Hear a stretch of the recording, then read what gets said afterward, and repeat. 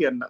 দুদকের আইন দুদক স্বতঃস্ফূর্তভাবে মানে স্বপ্রণোদিত অনেকের বিরুদ্ধে খতিয়ে দেখেছে, ব্যবস্থা নিয়েছে, এটা নতুন না, কিছু তো না, কোনো না কোনো তার ভাবে ক্ষমতায় আছে। কোনো না কোনো ভাবে এটা লিখিত রিকোয়েস্ট তার কাছে যেতে হবে কারো না কারো বিরুদ্ধে। তার ক্র্যাক্স কোয়েশ্চেনটা কি? ক্র্যাক্স কোয়েশ্চেনটা হচ্ছে status of the interim administration. যেই সরকারটা বিদায় নিল 1.5 বছর 16 মাস 17 মাস থেকে, এই সরকারের আসলে স্ট্যাটাসটা কি? আমার লার্নার জনি যেহেতু আইনজীবী, একটু আইনের প্রসঙ্গে একটু আনি, কিন্তু ব্যারিস্টার পাটোয়ারি, আপনার কাছ থেকে একটু প্রথমে যদি বলেন যে দেখলাম যে জুলাই সনদের এবং গণভোট নিয়ে, সেটির বৈধতা নিয়ে চ্যালেঞ্জ করা হয়েছে, হাইকোর্ট রুল জারি করেছেন। শামীম পাটোয়ারি, আপনি কি আমাকে শুনতে পাচ্ছেন? জি, আমি শুনতে পাচ্ছি। আপনি কি আমাকে দেখতে পাচ্ছেন? না, ক্যামেরাটা একটু, ভিডিওটা অফ হয়ে গেছে, আপনি অন করেন। আমি প্রশ্নটা করি যে এখন মানে আমার প্রশ্নটা হচ্ছে যে গণভোট নিয়ে একটা দীর্ঘ প্রক্রিয়া গেছে, তারপরে প্রচারণা চলেছে, তারপরে গণভোট হয়েছে, ফলাফল হয়েছে, সেই ফলাফলের আবার সংশোধনও হয়েছে, সেটির গেজেটও প্রকাশ হয়ে গেছে। এখন এসে বৈধতা চ্যালেঞ্জ করা কেন? এখন চ্যালেঞ্জ বলতে আসলে আমরা কিন্তু একটা সাংবিধানিক সরকার সবসময় ছিলাম, যদিও ইউনিশ গভর্নমেন্টটাকে পুরোপুরি সাংবিধানিক বলা যাবে না, আবার অসাংবিধানিকও বলা যাবে না, কারণ তারা তো সংবিধানকে হাতে রেখে শপথ নিয়েছে। তখনও বাংলাদেশে একটা সংবিধান ছিল, সংবিধান সাসপেন্ডেড না, বা সংবিধান ছুঁড়ে ফেলে দেওয়া হয়নি, সংবিধানের মধ্যেই বাংলাদেশ সরকার, বাংলাদেশ চলছিল। সেই সময় ঐক্যমত কমিশনের সুপারিশের ভিত্তিতে জুলাই সনদ অর্ডার দেওয়া হয়েছে এবং পাশাপাশি গণভোট অর্ডিন্যান্স দেওয়া হয়েছে। এখন এখানে বিএনপি যেটা করেছে, বিএনপি সে সময় এগুলোকে খুব একটা বাধা দেয়নি। বিএনপি যে কোনো মূল্যে একটা ভোটকে চেয়েছে এবং ভোট হয়ে গেছে। ভোট হওয়ার পরে স্বাভাবিকভাবেই এগুলোর সাংবিধানিক প্রশ্নগুলো সামনে আসছে এবং সেখানে বিএনপি বেশ রহস্যময় ভূমিকা পালন করছে। দেখুন, আমি আমি মনে করি বিএনপি পুরাপুরি অ্যাজ ইট ইজ ভার্বাটিম অন্তরের অন্তঃস্থল থেকে জুলাই সনদকে সমর্থন করছে না এট দ্য মোমেন্ট। বিএনপি পুরোপুরি অন্তরের অন্তঃস্থল থেকে হোল হার্টেডলি, ডেসপারেটলি গণভোটকে সমর্থন করছে না। সাংবিধানিক প্রশ্নটা বাদ দিলে তাহলে অথবা গণভোট অথবা জুলাই সনদ এর পক্ষে এই মুহূর্তে টোটালি স্ট্রংলি আছে কারা? জামাত ইসলামী আছে, এনসিপি আছে, আবার বন্ধুবর ফুয়াদ, ফুয়াদের পার্টি, এবি পার্টি থাকতে পারে। নাই কারা কারা? বিএনপি নাই, বোঝাই যাচ্ছে। আওয়ামী লীগ থাকার প্রশ্নই আসে না।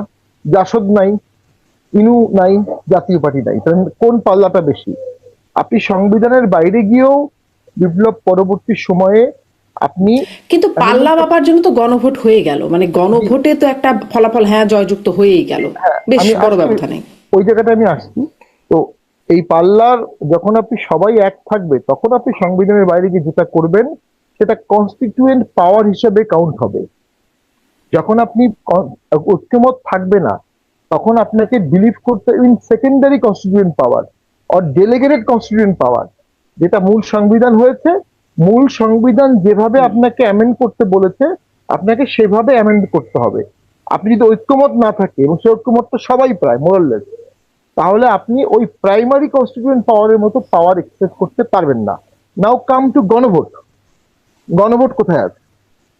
গণভোট তো সংবিধানে নাই। গণভোট সংবিধানে নাই। গণভোট কিভাবে আসছে? গণভোট একটা অর্ডিন্যান্সের মাধ্যমে আসছে। অর্ডিন্যান্স কে দিয়েছে? মহামান্য রাষ্ট্রপতি দিয়েছেন। গণভোট সংবিধানে নাই। সাংবিধানিক বিষয়ে গণভোট হচ্ছে, অর্থাৎ গণভোট অর্ডিন্যান্সটা প্র্যাকটিক্যালি ডিফ্যাক্টো ডিজুর সংবিধানকে অ্যামেন্ডমেন্ট করছে। আপনি গণভোট অর্ডিন্যান্স দিয়ে প্র্যাকটিক্যালি সংবিধান অ্যামেন্ডমেন্ট করছেন, কিন্তু আর্টিকেল 93 বলছে অর্ডিন্যান্স দিয়ে আপনি সংবিধান অ্যামেন্ডমেন্ট করতে পারবেন না। শেষ, ক্রস। অ্যান্ড দেন আসেন জুলাই সনদ। জুলাই সনদেও সংবিধানের অ্যামেন্ডমেন্টের বিশদ বিবরণ আছে, মানে অ্যামেন্ডমেন্ট সংক্রান্ত বিষয়ে। সেটা আপনি অর্ডিন্যান্স দিয়ে পারবেন না। তখন আপনি কি করলেন? প্রেসিডেন্সিয়াল অর্ডার দিলেন। প্রেসিডেন্সিয়াল অর্ডার কখন হবে? যখন সংবিধান থাকবে না এবং সংসদ থাকবে না। 72 সালে হয়েছিল আমাদের আরপিওটা প্রেসিডেন্সিয়াল অর্ডার। আবার 1951-এ হয়েছিল অসংখ্য প্রেসিডেন্সিয়াল অর্ডার, তখন সংসদও ছিল না, সংবিধানও ছিল না। যখন সংবিধান আছে তখন প্রেসিডেন্সিয়াল অর্ডার হবে না, শুধুমাত্র একটা ক্ষেত্রে হবে, যেটা আমি সংবিধান ঘেটে পেয়েছি। আর্টিকেল 62 সাব আর্টিকেল 2-তে বলেছে ডিফেন্স সার্ভিস সংক্রান্ত ব্যাপারগুলো পার্লামেন্ট আইন করার আগ পর্যন্ত প্রেসিডেন্ট অর্ডার দিয়ে ডিফেন্স সংক্রান্ত আইনগুলো করা যাবে। ওই একটা জায়গায় সংবিধান বলে দিয়েছে। আর লয়ের যে সংজ্ঞা সংবিধানে আছে, সেখানে বলা আছে একটা পার্লামেন্ট হতে পারে, গেজেট হতে পারে, অর্ডার হতে পারে, সেখানেও পিও শব্দটা নাই। মানে যখন থেকে সংবিধান পাশ হলো তখন থেকে পিওর ক্ষমতা শেষ হয়ে গেল। সেটা যখন আবার আনা হলো, এটা তো unfounded in the four corners of the constitution. So rightly এটা চ্যালেঞ্জ হয়েছে, রুল হয়েছে। এখন বিএনপি লজিক্যালি বলতে পারবে রুল যেহেতু হয়েছে আমরা এখন এটা কিভাবে পার্লামেন্টে প্লেস করব, এটা আগে রুল নিষ্পত্তি হোক তারপর দেখা যাবে। তো সেক্ষেত্রে আমি মনে করি আইনগত জটিলতা ছিল, এটা নিরসন করা যেত না তা না। গণভোট দিয়ে আপনি ভবিতব্য সরকারকে বাইন করতে পারবেন না। গণভোট দিয়ে আপনি ভবিষ্যৎ সরকার পাইন করতে পারবেন না। এর পিছনে কারণ হচ্ছে যে গণভোটের ভিত্তিতে তো আমাদেরও গণপরিষদ ছিল, আমাদেরও তো এই সংবিধান হয়েছে, সেটা তো আমরা পরিবর্তন করতে চাচ্ছি, সবাই চাচ্ছি। তো বর্তমান পার্লামেন্ট, বর্তমান ভোট কখনো ভবিষ্যৎ পার্লামেন্টকে বাইন্ড করতে পারে না। গণভোট হবে সংবিধান অ্যামেন্ডমেন্ট হওয়ার পর, আচ্ছা, সংসদে স্পষ্ট। পাশ হওয়ার পর। ব্যারিস্টার পাটোয়ারি, আপনি আসলে কেন এই মানে গণভোটটা মানে বৈধ না হবার পেছনে কি কি যুক্তি থাকতে পারে সেগুলো আপনার কাছে শুনছিলাম। নিশ্চয়ই ব্যারিস্টার ফুয়াদ আপনার কাছ থেকে ভিন্ন অন্য যুক্তিটা দেখবো, কিন্তু আসলেই তো সাংবিধানিক এই বিষয়গুলো রয়ে গেছে, এই বৈধতার প্রশ্নগুলো রয়ে গেছে। এখন যদি আদালত আসলে অবৈধ ঘোষণা করে তাহলে কি কি হবে? ধন্যবাদ। প্রথম কথা হচ্ছে যে আপনি আমের মিষ্টতা দিয়ে কলার মিষ্টতাকে জাজ করবার চেষ্টা করা হচ্ছে আর কি। কোয়েশ্চেন হচ্ছে এখানে একটা পলিটিক্যাল কোয়েশ্চেনকে আপনি লিগ্যাল ফ্রেমে আপনি আনার চেষ্টা করছেন এবং সেটার একটা সমাধান খুঁজে বের করার চেষ্টা করা হচ্ছে। আপনি মানে আপনার না, মানে বাংলাদেশের কথা বলছি আর কি। আমরা শুরুতেই বলেছি যে এটার ক্র্যাক্স কোয়েশ্চেনটা কি। ক্র্যাক্স কোয়েশ্চেনটা হচ্ছে status of the interim administration. যেই সরকারটা বিদায় নিল 1.5 বছর 16 মাস 17 মাস থেকে, এই সরকারের আসলে স্ট্যাটাসটা কি। আমার লার্নার ফ্রেন্ড শামীম ভাই থেকে শুরু করে প্রো আওয়ামী বলয়, পার্ট অফ বিএনপি, তারা বারবার বলবার চেষ্টা করছে এটা একটা সাংবিধানিক সরকার, কারণ ওই যে 106 এর রেফারেন্সে এই সরকারটা গঠিত হয়েছে। আমরা শুরু থেকেই বলেছি যে না, এই সরকারটা হচ্ছে will of the people, supreme এবং সভরেন উইল অফ দ্য পিপলের প্রেক্ষিতে এই সরকারটা গঠিত হয়েছে, যেটা রেফারেন্স হচ্ছে আর্টিকেল 7-এ আছে। এটার সাথে সংবিধানের কোনো সম্পর্ক নাই পৃথিবীতে। কিন্তু সম্পর্ক তো আছে, আসলে তো সংবিধানের শপথ, মানে সংবিধান অনুযায়ী শপথ নিয়েছে বা সংবিধানের হাত বলতে পারেন, আবার করেছে। তো কিভাবে সম্পর্ক নাই সেটা আমি বলতে পারবো। 72-এর সংবিধানটা যে একটা আনলফুল ইললিগাল ডকুমেন্ট, এইটা আপনি একদিন আলোচনা করবার সুযোগ দিলে আমি করব আর কি। যেটার বেসিসে বলা হচ্ছে, যেটার জন্য কোনোদিন জনগণের ম্যান্ডেট নেওয়া হয়নি, এবং পাকিস্তানের ফ্রেমওয়ার্কে নির্বাচিত সদস্যরা নতুন স্বাধীন সার্বভৌম রাষ্ট্রের সংবিধান তৈরি করতে পারেন কিনা, তাদের সে এখতিয়ার ছিল কিনা, এটাও প্রশ্নবিদ্ধ একটা জায়গা। অতএব সেই রকম একটা প্রশ্নবিদ্ধ সংবিধানকে দিয়ে 2024-এর গণ অভ্যুত্থানকে প্রশ্নবিদ্ধ করবার চেষ্টাটা, এটা সাংবিধানিক ফ্রেমে পড়ে না।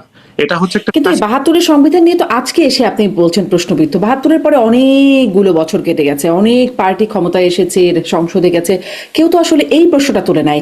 আজ এত বছর পরে এসে সেই সংবিধান নিয়ে প্রশ্ন করলে কি সেটি একটা ভ্যালিড প্রশ্ন হবে? হ্যাঁ, কোশ্চেন তো অবশ্যই ভ্যালিড। হিস্ট্রি যে কোনো জায়গাতে আপনি প্রশ্ন তুলতেই পারেন। আপনাদের ঐতিহাসিক আপনি দেখেন, আমেরিকার স্বাধীনতা যুদ্ধ নিয়ে মানুষ এখন বই লিখছে না, অনেকগুলো মানে প্র্যাকটিক্যালি সেটেল ন্যারেটিভকে নতুন করে চ্যালেঞ্জ করা হচ্ছে, বলা হচ্ছে এগুলো আসলে সত্য ছিল না, এগুলো চাপিয়ে দেওয়া হয়েছে। আপনি যেখানে আছেন সেখানে দেখেন, যেই যুদ্ধ ডিক্লেয়ার করার কথা হচ্ছে কংগ্রেসের, সেটা ট্রাম্প করেছে না। আবার ফরেন সেক্রেটারি বলেছে যে ইসরায়েল আমাদেরকে এই যুদ্ধটা চাপিয়ে দিয়েছে। তাহলে আসলে যুদ্ধটা কে করছে? আপনি তো প্রশ্ন করতেই পারবেন। যে কোনো সেটেল পজিশনকে ইতিহাসের যে কোনো বাঁকে এসে প্রশ্ন করবার অধিকার উত্তর প্রজন্মের থাকবে। আজকে আমরা যে বিষয় নিয়ে তর্ক করছি, বাংলাদেশের উত্তর প্রজন্ম 25, 30, 50 বছর পরে এই তর্কগুলোকে কোশ্চেন করবার মতো এখতিয়ার তার থাকতে হবে। তারা হলে একটা রাষ্ট্র শ্যাওলা পড়ে যাবে, এই রাষ্ট্রের ভিতরে কোনো গতিশীলতা থাকবে না। তো আমরা আগের আলোচনাতে চলে আসি। তাহলে আমাদের প্রশ্ন হচ্ছে যে আমরা 24 পরবর্তী সরকারটাকে আসলে কিভাবে দেখি, এইটা হচ্ছে আসলে ক্র্যাক্স কোশ্চেন। যে আমরা বোধ করছি অভ্যুত্থানের পক্ষে শক্তিরা, সেটা হচ্ছে যে এইটা একটা পলিটিক্যাল কোশ্চেন, এটা একটা অভ্যুত্থানের সরকার, এইটা 106 এর ফ্রেমে বন্দি করবার চেষ্টা করা হয়েছে। তাহলে প্রশ্ন হচ্ছে অবভিয়াসলি, তাহলে নির্বাচন সংবিধানের কোন ধারায় হয়েছে? হাসিনা তো বলেছে সে পদত্যাগ করে নাই। তাকে বলা হয়েছিল তাকে টুঙ্গিপাড়ায় নিয়ে যাবে হেলিকপ্টারে করে, তাকে ভুলভাল বুঝায়া সীমানার ওই পারে নিয়ে গেছে। তাহলে হাসিনা যদি পদত্যাগ না করে থাকে, তাহলে এখনো তো বাংলাদেশের ভ্যালিড প্রধানমন্ত্রী তো হাসিনা, নির্বাচনটা কিসের ভিত্তিতে হইল? কোন কোন ধারাতে বলে দেওয়া আছে যে জোর করে একজন প্রধানমন্ত্রীকে সরায় দিয়া গণ অভ্যুত্থান করা যায়? বাংলাদেশের কোন আইনে ছিল 71 সালে মুক্তিযুদ্ধ করা যাবে? পাকিস্তানের সংবিধানে কোন আইনে ছিল? মুক্তিযুদ্ধ, গণ অভ্যুত্থান, অন্যায়ের বিরুদ্ধে প্রতিবাদ, এই এই যে আপসার্জ গুলো হয় হিস্ট্রিতে। কিন্তু আমি একটু বোঝার জন্য ব্যারিস্টার ফুয়াদ আপনার কাছে যে আচ্ছা গণ অভ্যুত্থান হলো, তারপরে সেটার একটা সাংবিধানিক মানে গণ অভ্যুত্থান তো আর সংবিধান মেনে হয় নাই, কিন্তু তারপরে একটা সাংবিধানিক ধারার মধ্যে নিয়ে আসা হলো, সেই 106-এর অধীনে মানে আদালত ঘোষণা করলেন, এটার একটা ভ্যালিডিটি দেওয়া হলো, শপথ নিলেন সংবিধান অনুযায়ী এই অন্তর্বর্তীকালীন সরকার। তারপরে এই পুরো মেয়াদটা শেষ করে তারা ভোট দিলেন, মানে নির্বাচনের আয়োজন করলেন, এবং বিএনপি এখন 2/3 ভোটে তারা ক্ষমতায় চলে আসছে। তাদের মধ্য থেকে আপনিও বলছিলেন যে তাদের মধ্যে একটা অনীহার জায়গা আছে, এবং একটা বড় রাজনৈতিক, এছাড়াও একটা রাজনৈতিক গ্রুপের মধ্যে অনীহা আছে, এবং আদালতেও এখন এই প্রশ্নটা উঠে গেছে। আদালতেও একটা সরকারের বরাবর আমরা দেখে এসেছি যে সরকার যেরকমটা চায় আদালতে তার একটা প্রতিফলন ন্যূনতম বা বড় মাপের থাকেই। এখন তাহলে আপনি ফলাফলটা কোন দিকে দেখতে পাচ্ছেন, মানে এই বাস্তবতার ফলাফলটা কি? আমার কাছে মনে হচ্ছে যে বিএনপি সরকার আগুন নিয়ে খেলা শুরু করেছে।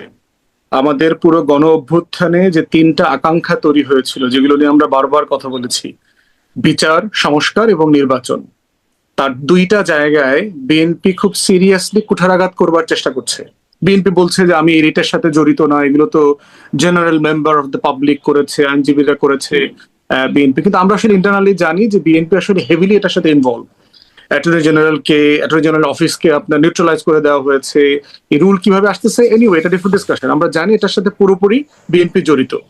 তাহলে এখন প্রশ্ন হচ্ছে, আপনার যদি মনে থাকে আপনাকে 2011, 12, 13 নিয়ে যাই, কেয়ারটেকার প্রভিশন বাতিল করার সিদ্ধান্ত যখন হাসিনা নিল, এক্স্যাক্টলি কিন্তু এই ধরনের তর্ক আলাপগুলো এসেছিল যে হ্যাঁ এটা তো একটা গণতান্ত্রিক রাষ্ট্রে ভাবে চলতে পারে না, পৃথিবীর উন্নত সব দেশে নির্বাচন তো সরকারি দল নির্বাচন করে, নির্বাচন কমিশন করে, এরকম একটা এক্সট্রা কনস্টিটিউশনাল মেজার আমরা কেন রাখবো? এটা তো দিন শেষে এই আপনার আদালতের ঘাড়ে বন্দুক রেখে এই কাজগুলো হাসিনা করেছে। এবং এই জুলাই সনদ, সংস্কার, বিচার নিয়ে যেগুলো বিএনপি করছে, এই তর্কগুলো ঠিক হাসিনার ওই কেয়ারটেকার প্রভিশন বাতিল করবার মতো জায়গায় ব্যাকফায়ার করবে। কারণ এমন একটা জিনিস নিয়ে খেলছে যেটা বিএনপি নিজে সাইন করেছে জুলাই সনদে। তিনি ঐক্যমত কমিশনে পুরো 6-8 মাস একসাথে আলোচনা আমরা করেছি, আমরা সবাই মিলে একমত হয়েছে এই কাজগুলো করব। করার পরেই একই প্রসেসের মধ্য দিয়ে কিন্তু জাতীয় সংসদ নির্বাচনও হয়েছে। তাহলে আপনি একটা প্রশ্নকে কিভাবে চ্যালেঞ্জ করেন যেটা অলরেডি রেজাল্ট হয়ে গেছে? আপনি আগে করলেন না কেন? নভেম্বরে যখন গণভোট হবে এই অধ্যাদেশকে আপনি তখন চ্যালেঞ্জ করলেন না কেন যে এইটা কনস্টিটিউশনাল কিনা? তখন আপনি জাতীয় সংসদ নির্বাচন যেই অথরিটি করেছে সেই একই অথরিটি আপনার গণভোট আয়োজন করছে। তাহলে আপনি অথরিটির একটা অংশকে চ্যালেঞ্জ করছেন, আর একটা অংশকে চ্যালেঞ্জ করছেন না।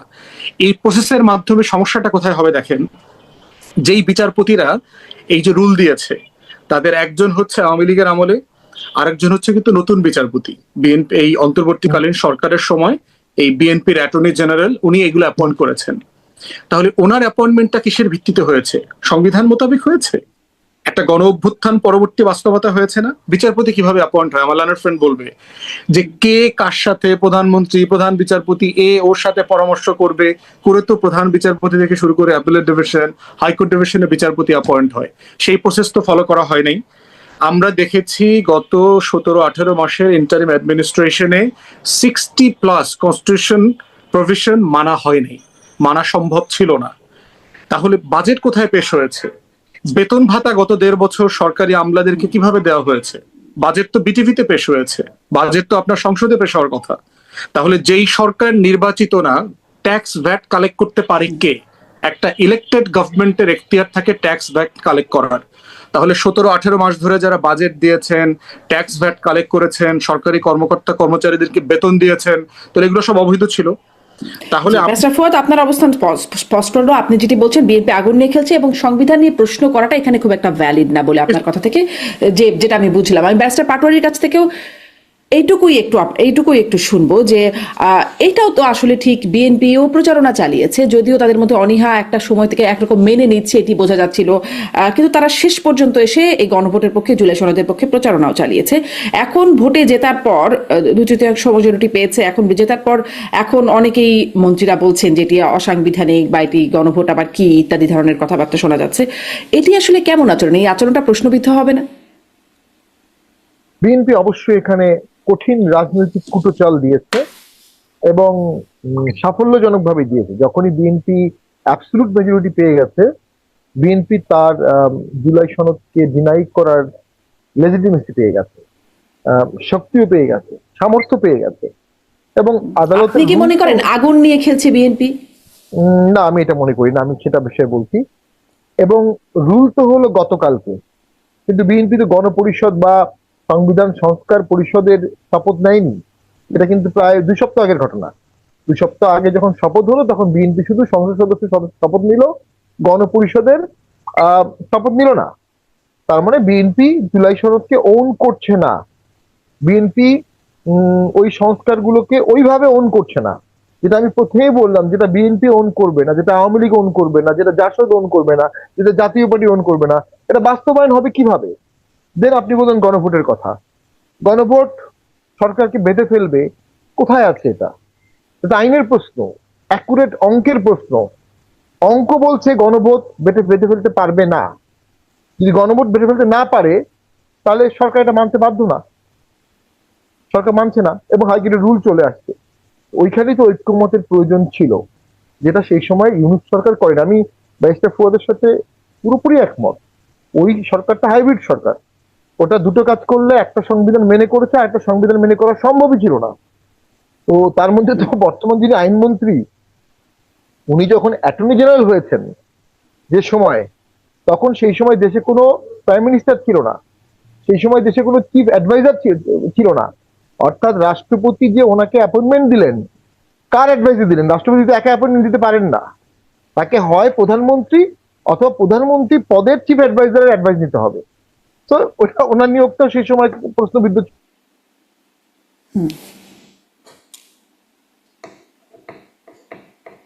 তাহলে কি ব্যারিস্টার পাটোয়ারির কানেকশন একটু সমস্যা করছে? তাহলে কি এরকম যে বিএনপি যা চাইছে সেটি আদালতকে দিয়ে করিয়ে আনার চেষ্টা একটা চলছে, যেটি আপনি ব্যারিস্টার ফুয়াদও বলছিলেন, এবং আসলে আদালত রায় দিলে, আমার এখন প্রশ্নটা এটা, বিশেষ পরিস্থিতিতে আমরা সংসদ ভেঙে দিলাম, আটা শেষ করে দিচ্ছি।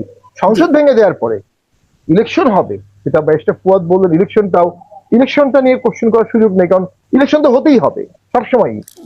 প্রশ্ন হলো আপনি 3 মাসের জায়গায় কেন 15 মাস পর ইলেকশন করলেন? এই 15 মাস আপনাকে জাস্টিফিকেশন কে দিল? 111 এর সময় একটা জাস্টিফিকেশন ছিল, সেখানে এমার্জেন্সি ঘোষণা করা ছিল এবং সংসদ ভেঙে দেওয়া হয়েছিল। ওই ফাঁকে এমার্জেন্সিটা 2 বছর চলেছে। এবার কিন্তু এই সুযোগ ছিল না। আমরা কিন্তু বলেছিলাম এমার্জেন্সি দেন, এমার্জেন্সি দিলে দেশটাও শান্ত হবে, আবার অনেক লিগাল কোশ্চেনের জাস্টিফিকেশন চলে আসবে। তো সেনা নির্ভরশীলতা হতে হবে দেখে সেই সরকার এমার্জেন্সি দেয়নি। এমার্জেন্সি না দেওয়ার কারণে এই যে সরকার 15 মাস ছিল, এটা জাস্টিফাই করবে কিভাবে? জাস্টিফাই করবে বর্তমান সংসদ। 111 কে জাস্টিফাই করেছে কে? পরবর্তী সংসদ। এই সরকারের উপর আগের সরকারের সে বিশ্বাস ছিল না, ইউনিট সরকারের। নতুন সরকার এসে আমাকে ইন্ডিমনিটি দিবে, আমাকে কন্টিনিউ করবে, আমাকে ইন্ডিমনিফাই করবে। সেই জন্যই তারা কিছুটা এই জুলাই সনদের এই ডিভাইস নিয়ে নিজেদেরকে অ্যাডভান্স জাস্টিফাই করেছে। তো সেটা এখন বাস্তবায়ন হবে কিনা একটা ইস্যু, বাট আমি কিন্তু টোটালি একমত, সংবিধানের রিফর্ম প্রয়োজন। আমি এই বিষয়ে অনেক তাত্ত্বিক আলাপ আছে, আমি সময় পেলে সেগুলো করব। তার মধ্যে একটা হচ্ছে ডেফিনেটলি একটা খুব গুরুত্বপূর্ণ ডেট হচ্ছে 24 জুলাই 1793, যেখানে French declaration of rights of man and citizen হলো আর্টিকেল 28 বলছে, a people have always the right of revising, amending and changing their constitution. One generation can not subject to its law future generation. এক জেনারেশনের ল আরেক generation মানতে বাধ্য হবে না। Thomas Jefferson বলছে যে ডেথ, যারা মারা গেছে তাদের সংবিধান দিয়ে জীবিতদের চালানো যাবে না। ওনার মতে প্রত্যেক জেনারেশনের সংবিধান চেঞ্জ হতে হবে। এবং থমাস জেফারসন আর মেডিসনের মধ্যে প্রচুর চিন্তাচালি হতো সেই সময়। মেডিসন বলতো না, আমরা একটা এটার্নিটি ক্লজ থাকবে, দীর্ঘদিন সংবিধান থাকবে। আর থমাস জেফারসনের মধ্যে 19 বছর পর পর সংবিধান চেঞ্জ হতে হবে। তো এখানে একটা ব্যাপারে ডেড হ্যান্ড একটা শব্দ আছে, যারা মৃত ব্যক্তি তাদের করা আইন দিয়ে আমরা পরিচালিত হব?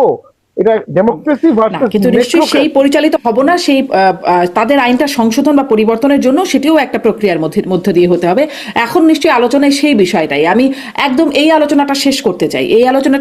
আপনাদের দুজনের কাছে এই প্রশ্ন রেখে এখন তাহলে মানে খুব ছোট্ট করে একটা বিস্তারিত আলোচনা তো হলে ব্যারিস্টার ফুয়াদ, যে এটার ফলাফল কি হতে যাচ্ছে, গণভোটের ভবিষ্যৎ, জুলাই সনদের ভবিষ্যৎ আপনি কি দেখছেন?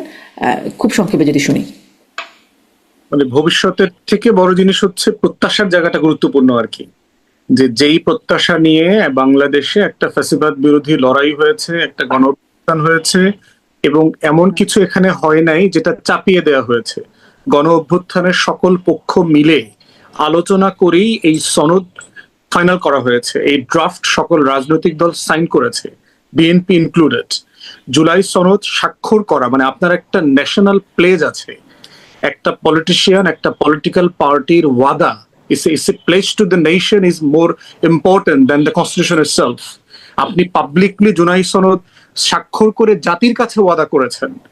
আপনি জাতির কাছে করা ওয়াদাটাকে আপনি শুধু বোধ করছেন যে না এটা এখন আর গুরুত্বপূর্ণ কিছু না, এটা রেলেভেন্ট না, মানে তাহলে আপনি পলিটিক্যাল পার্টি হিসেবে ম্যানিফেস্টো কেন দেন? তাহলে আপনি তো একই কারণে আমরা বিশ্বাস করতে পারি যে আপনি ইলেকশনের আগে যত কথা বলেছেন এগুলো আপনি আসলে বিশ্বাস করে বলেন নাই, এগুলো আপনি করবেন বলে বলেন নাই, এটা আপনি শুধু ভোটটাকে পার্সু করবার জন্য বলেছেন। তারপরে হচ্ছে আবার কিন্তু আবার ইলেকশনের আগে বিএনপি কিন্তু এই অবস্থানেও দেখা গেছে, মানে তখনও কিন্তু বিএনপির মধ্যে যে অনীহা, তারা যে একরকম চাপে পড়ে করছে, একরকমের মেনে নিচ্ছে, একদম মির্জা ফখরুল ইসলাম আলমগীর থেকে শুরু করে বিভিন্ন মানে এখন যারা মন্ত্রী বা নতীদের কথাই কিন্তু বোঝা গেছে যে গণভোট কি, মানুষ এগুলো বোঝে না, জুলাই সনদ ইত্যাদি নিয়ে তাদের যে একটা অনীহার ব্যাপারটা। নিঃসন্দেহে তারা ন্যায়ের জন্য ক্যাম্পেইন করেছে। এবং একইভাবে দেখেন যে আপনি আপনার ম্যান্ডেট হচ্ছে জুলাই সনদ, আপনার ম্যান্ডেট হচ্ছে আপনি জুলাই সনদ স্বাক্ষর করেছেন এবং বাস্তবায়ন করবেন, আপনার ম্যান্ডেট হচ্ছে আপনি জাতির কাছে ওয়াদা করেছেন এটা বাস্তবায়ন করবেন, কিন্তু এক্স্যাক্টলি আপনি এখন বিচার সংস্কারের এগেনস্টে অবস্থান নিয়েছেন। হাসিনার কথা চিন্তা করেন, 2008-এ ইলেকশন ম্যানিফেস্টোতে কিন্তু হাসিনা ম্যান্ডেট নেয়নি জনগণের কাছ থেকে যে আমরা ক্ষমতায় আসলে সংবিধান সংশোধন করব এবং তত্ত্বাবধায়ক সরকার ব্যবস্থা বাতিল করে দেব। তাহলে আপনি দেখেন এক্স্যাক্টলি সেম মানে আগুনের পথে হাঁটতেছে।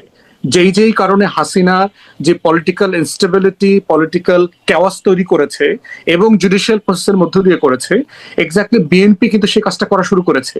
পার্থক্য হচ্ছে বিএনপি সংসদ ওপেন হওয়ার আগেই শুরু করে দিয়েছে, শপথের দিন থেকে শুরু করে দিয়েছে। হাসিনা আরো একটু বেটার ছিল যে আপনার 2-4 বছর সময় নিয়েছে, সিস্টেম নিয়ন্ত্রণে নিয়ে আসতে ধীরে করেছে। এবং এই জায়গাতে মানে জুলাইয়ের সবচেয়ে বড় বেনিফিশিয়ারি হবার পরেও তারা যে কাজটা করছে, এটা জন্য আমি শুরুতে বলেছি তারা আগুন নিয়ে খেলছে, এবং এই আগুন নিয়ে খেলাটা কোনোভাবে কিন্তু আপনার বাংলাদেশের জনগণ ভালোভাবে নিচ্ছে না। আপনি চিন্তা করে দেখেন বিএনপি কে যারা ভোট দিয়েছে তাদেরও কিন্তু একটা বিশাল অংশ, ডেসপাইট তাদের নেগেটিভ ক্যাম্পেইন, তারা কিন্তু হ্যাঁ ভোট দিয়েছে। এই জন্য দেখবেন বিএনপির ভোটের চেয়ে কিন্তু আপনার হ্যাঁ ভোটের সংখ্যা কিন্তু বেশি। তাহলে সার্টেনলি বিএনপির একটা পোর্শন কিন্তু হ্যাঁ ভোট দিয়েছে, যারা জুলাইয়ের পক্ষে ছিল, যারা জুলাইকে ধারণ করে, ওন করে। তাহলে সেই জায়গাতে বিএনপি যদি বোধ করে তার এই ব্রুট মেজরিটি দিয়ে সে একটা 40%-এর বিরোধী দলও কিন্তু আছে, ব্যাপারটা কিন্তু মানে ফেলে দেওয়ার মতো না যে আপনি ভোটারদের একটা বড় অংশ তো মানে অ্যাক্টিভ এই জায়গাতে। আবার দ্বিতীয়ত হচ্ছে ম্যান্ডেট হচ্ছে, প্রশ্ন তো খুব পরিষ্কার ছিল জুলাই, এবং এই প্রশ্নের 2টা ম্যান্ডেটকে যদি আপনি এভাবে নেগেট করেন, এইটার ফিউচার বিএনপির জন্য ভালো হবে না। বিএনপির কিন্তু গভর্নেন্সের 101টা চ্যালেঞ্জ আছে, এই চ্যালেঞ্জের ভিতরে অপ্রয়োজনীয় এই কাজগুলো করা, এইটা বিএনপির 31 দফার সাথেও কিন্তু আপনার ভালো হবে না মানে কি, আসলে ভালো না হওয়া জায়গাটা কি, পরিণতিটা কি বলছেন আপনারা? অজনপ্রিয় হয়ে যাবে, জনগণের মুখোমুখি হবে, বিরোধী দল আপনার সংসদের বদলে রাজপথে চলে আসার অলরেডি চিন্তা ভাবনা করছে। আপনি দেখেছেন যারা বিরোধী দল আছে এনসিপি সহ জামাত, তারা বলছে যদি জুলাই সনদ বাস্তবায়ন না হয়, ইন্টারিম অ্যাডমিনিস্ট্রেশনের অর্ডার গুলো যদি প্লেস করে পাশ না করা হয়, তাহলে তারা ওইখানে কেন থাকবে? কারণ ওইটার ভিত্তিতেই তো সংসদ হওয়ার কথা, সেই সংসদের তারা সদস্য হয়েছে। যদি সংস্কারই না হয় তাহলে এই নির্বাচনের এসেন্স কি, স্পিরিট কি? তারা তাহলে রাজপথে ফিরে আসবে। তাহলে 40% যারা ভোটকে রিপ্রেজেন্ট করে তারা হয়তো সিট কম পেয়েছে, কিন্তু স্ট্রিটের জায়গাতে এটা কিন্তু একটা হিউজ ফোর্স। আপনি এই ভালোভাবে দেশ গভর্ন করতে পারবেন না। এবং এটা ব্যারিস্টার ফুয়াদ, আমি একই প্রশ্নে খুব ছোট্ট ব্যারিস্টার শামীম পাটোয়ারি আপনার কাছে, আপনি কি ফলাফল, পরিণাম বা পরিণতি দেখতে পান গণভোট জুলাই সনদ? উম, আমি মনে করি এগুলো যেভাবে আইন করা হয়েছিল সেভাবে পাশ হওয়ার আমি কোনো সম্ভাবনা দেখি না। তবে আমি যেটা বলতে চাচ্ছিলাম, অবশ্যই সংবিধানকে অ্যামেন্ডমেন্ট করতে হবে এবং সেই জুলাই সনদের ভেতরে যে সংস্কার প্রস্তাবগুলো আছে সেগুলো পার্লামেন্টে বিল আকারে নিয়ে এসে তার মধ্যে বেশিরভাগই বিএনপির উচিত অ্যামেন্ডমেন্ট করা, এবং বিএনপির একটা সর্বদলীয় সংস্কার কমিশন করা দরকার, স্ট্যান্ডিং কমিটি করা দরকার পার্লামেন্টে। সেটার মাধ্যমে তারা সংবিধানগুলোকে অ্যামেন্ডমেন্ট করতে পারে। তবে যে প্রক্রিয়ায় জুলাই সনদ বা গণভোট অডিয়েন্স হয়েছিল, আমার মনে হচ্ছে সেই প্রক্রিয়া এটা আর কখনো হবে বলে মনে হয় না। এর বিরুদ্ধে ব্যাপক আন্দোলন হবে, এটাও হবে না, কারণ জামাত এবং বিএনপি দীর্ঘদিনের বন্ধু, এবং দীর্ঘদিনের একটা বন্ধু দীর্ঘদিনের শত্রু হতে পারে না। তাদের ফান্ডামেন্টাল জায়গায় একে অপরের প্রয়োজনীয়তা আছে, তাদের ফান্ডামেন্টাল জায়গায় একে অপরের উপর নির্ভরশীলতা আছে, এবং সেটি যে কোনো সময় সেই নির্ভরশীলতা বের হয়ে আসবে। তো তারা ডেফিনেটলি এই ধরনের তাত্ত্বিক বিষয়ে বা আবেগী বিষয়ে দ্বন্দ্বে জড়াবে না। বহুদিন পর তাদের সরকারি দল বিরোধী দল সংসদে বসেছে, প্রায় 17 বছর পর প্র্যাকটিক্যালি, যদিও 8 সালে তাদের ছিল বাট মাত্র 29 জন ছিল। তারা এখান থেকে সরে গিয়ে যুদ্ধ করবে, আন্দোলন করবে, জিহাদ করবে, মারামারি করবে, সংগ্রাম করবে এত দ্রুত, এটা আমার মনে হয় না।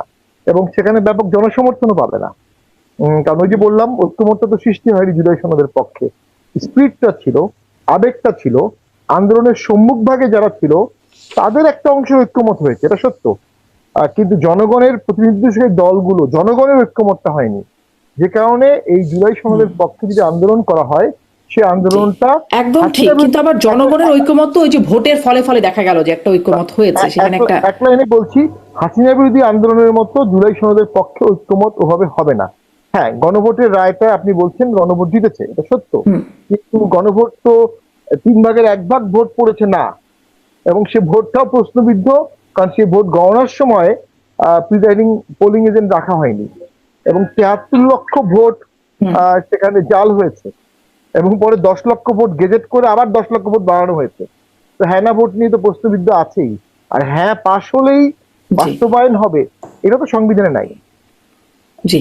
অনেকগুলো প্রশ্ন গণভোট হওয়ার আগে থেকে অনেক প্রশ্ন এর মধ্যে রয়ে গেছে। এতগুলো প্রশ্ন শেষ করে আসলে কি হয়, পরিণাম পরিণতি আপনাদের দুজনের কাছ থেকে শুনছিলাম। দেখা যায় কি হয় আর কি সামনে, সেটাও নিশ্চয়ই আমরা দেখবো এবং কথা বলবো। একটা বিষয় হচ্ছে কি, আপনি ব্যারিস্টার পাটোয়ারি বলছিলেন যে এই সরকার অ্যাডভান্স জাস্টিফাই করেছেন, একটা টার্ম বলছেন, এইরকমই একটা অ্যাডভান্সড কথা নিয়ে এখন খুব আলোচনা হচ্ছে যে সাবেক বা অন্তর্বর্তীকালীন সরকারের প্রধান উপদেষ্টা ডক্টর মোহাম্মদ ইউনূস তিনি নিজেকেই ভিআইপি ঘোষণা করে রেখে গেছেন নির্বাচনের ঠিক 2 দিন আগে। এরকম একটি ঘটনা। ব্যারিস্টার ফুয়াদ, আপনি নিশ্চয়ই দেখেছেন বিষয়টি, এবং দেখা যাচ্ছে সরকারি মুদ্রণালয়ের ওয়েবসাইটেও নেই, যেটি থাকবার কথা, এবং এটি নাকি সরকারি নির্দেশনায় গোপন রাখা হয়েছে বলছে কর্তৃপক্ষ। এই বিষয়টি আসলে কেমন হলো? মানে এটি বেশ আলোচনা এবং সমালোচনার জন্ম দিয়েছে। কেমন হলো বিষয়টি? আমরা তো নিউজে দেখলাম বর্তমান সরকার ঘোষণা করেছে আর কি, যে তাকে 1 বছরের জন্য ভিআইপি এবং এসএ প্রোটেকশন দেবার ব্যাপারে। আমার মনে হয় যে বাংলাদেশের আইনে তো রেগুলার আইনই এটা আছে, সাবেক হেড অফ স্টেট গভর্নমেন্টকে একটা একটা মিনিমাম লেভেলের স্টেটের প্রোটেকশন দেওয়া। সেই জায়গাটা আমি খুব অন্যায় কিছু দেখি না, কারণ এটা আমাদের কালচারে আছে। এখন বাংলাদেশের কালচারে তো সার্টেনলি আমরা এখন ওই কালচার থেকে বেরোয় আসতে পারবো না। যে মানে এই কালচার আছে যে সে নিজে ঘোষণা করে যাবে যে সামনের 1 বছর তার এসএসএফ প্রোটেকশন থাকবে। এটা দেখলাম তো বর্তমান সরকার করেছে, আমি যেটা নিউজে দেখলাম যে বর্তমান না। সরকার ঘোষণা করেছে, এবং ওখানে ডেলিগেশন গিয়ে, প্রাইম মিনিস্টারের ডেলিগেশন গিয়ে ওনাকে এটা মানে ইনফর্মও করেছে উনি বিদায় নেবার আগে যমুনা থেকে।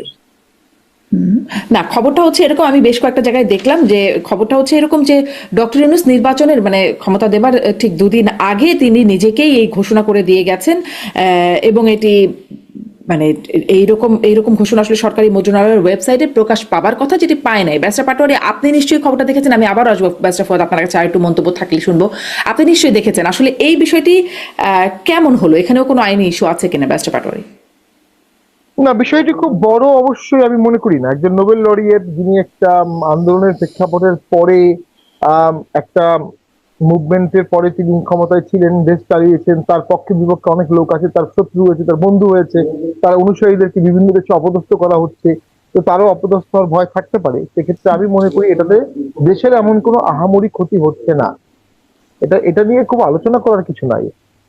হ্যাঁ, দৃষ্টিকটু হচ্ছে যে ওনার সময় একটা ইউনিভার্সিটি উনি নিয়েছেন, ওনার সময় উনি ট্যাক্স ফ্রি করেছেন, অনেক অভিযোগ আছে। কিন্তু এই ভিভিআইপি প্রোটোকল দেওয়াটা এটা আমি এমন কিছু মনে করি নোবেল লরিয়েট, কিন্তু এমনিতে পৃথিবী যে দেশে যান সেই দেশে হেড অফ স্টেট তাকে সময় দেয়, স্টেট গেস্ট উনি হন। বাংলাদেশে তার মূল্যায়নটা অনেক কম হচ্ছে, ইন্টারন্যাশনাল তার মূল্যায়নটা অনেক বেশি। আমি এটাকে খুব বড় কোনো ইস্যু মনে করি না। যেটি ওনার জন্য আমি খারাপ যেটি বলবো, ওনার সমালোচনা হচ্ছে উনি দেশে একটা ঐক্যমত সৃষ্টি করতে পারতেন, উনি একটা পার্মানেন্ট বিভাজন রেখা তৈরি করে দিয়ে গেছেন, যেটা দীর্ঘদিন দেশকে কুরে কুরে খাবে। উনি শান্তিতে নোবেল প্রাইজ পেয়েছেন, কিন্তু বাংলাদেশে উনি শান্তি প্রতিষ্ঠা করতে চাননি। উনি বাংলাদেশে শেখ হাসিনার প্রতি নির্যাতিত ছিলেন, উনি ওই নির্যাতনের প্রতিহিংসায় দেশটা চালিয়েছেন। রাগ অনুরাগের উপরে উঠে উনি দেশ চালাতে পারেন নাই। তো সেই ক্ষেত্রে আমি মনে করি তার সমালোচনা ওটা হওয়া উচিত। এই ভিভিআইপি প্রোটোকল এটা খুব না, কিন্তু আপনি যেটি বলছেন যে তার অনুসারীরা অপদস্থ হচ্ছে, বিভিন্ন জায়গায় অপমানিত হচ্ছে, ফলে তিনি এটা করে যেতেই পারেন, এটা খুব একটা আলোচনার কিছু নেই। কিন্তু যারা অপদস্থ হচ্ছে তাদের জন্য তো কিছু হলো না, বা আরো যারা উপদেষ্টারা আছেন তাদের জন্য তো কিছু হলো না। ডক্টর মোহাম্মদ ইউনূস শুধু নিজের জন্য নিজে করে গেলেন। এটি একটু মানে এটি আসলে কেমন, এটি একটা সমালোচনার জন্ম দিচ্ছে। না না, আপনি তো সবাইকে প্রোটেকশন দিতে পারবেন না, রাষ্ট্রের এত সক্ষমতা কোথায়? তো নিজেরটা নিয়ে গেলাম। এই যে যেমন আপনার আওয়ামী লীগের আমলে করেছিল না, বঙ্গবন্ধুর ছেলে মেয়ে, বঙ্গবন্ধুর নাতি নাতি, এনারা বিশেষ এসএসএফ প্রোটেকশন আমরাও দেখেছি, ধাক্কা মেরে ফেলে দিত এমপিদেরকে বা বঙ্গবন্ধু পরিবারের কাছে গেলে সিকিউরিটি কারণে। তো উনি তো সব মিনিস্টারদের জন্য এসএসএফ দিতে পারেন নাই, সব স্পিকারের জন্য পারেন নাই। তো এসএসএফ শুধুমাত্র সিলেক্টিভ কিছু লোকের জন্য দেওয়া ছিল, উনিও সিলেক্টিভ হিসেবে সেটা নিয়েছেন। তো হ্যাঁ, ওনার আরো একটা দোষ আছে, উনি যখন নিউ ইয়র্কে গেলেন, তাসনিম যারা এবং অন্যদেরকে অপদস্থ করা হলো, উনি কিন্তু ঠিকই সেফলি চলে গেলেন। উনি কি নিজের গাড়িতে এদেরকে নিতে পারতেন না? এয়ারপোর্ট থেকে বের করতে পারতেন না? সেই জায়গাগুলোতে অবশ্য অনেক সময় সিকিউরিটিরাও যারা থাকে তারাও ইল অ্যাডভাইস করে। তো আমি মনে করি সেজন্যই তো আলোচনা করে সমঝোতা করতে হয়, সেজন্যই তো ট্রানজিশন করতে হয়, এবং ট্রানজিশনটা পিসফুল